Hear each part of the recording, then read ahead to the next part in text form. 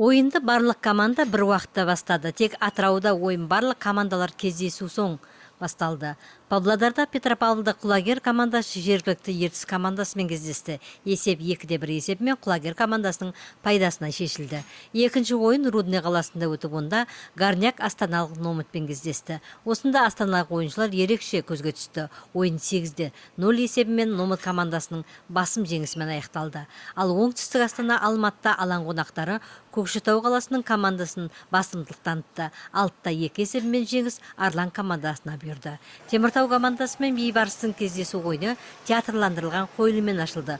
Осыдан кейін ойын қызу басталып кетті. Екі командада қарсыластарына шабуылды үдете түсті. Ойынның 11-ші минутында Теміртау командасының қорғаушысы Дмитрий Козлов алғашқы шайбаны салды. Нәтижесінде ойын 1-0 есебімен Теміртаулық команданың пайдасына шешілді. Осы жеңістің нәтижесінде Теміртау командасы 31 ұпай алып, турнир кестесінде 3-ші орында тұрақтады. Екінші орында астаналық Номыт командасы келеді. Бірінші орында Көкшетаулық Арлан тұр. Кезекті кездесу қазанның 13 күні өткізіледі.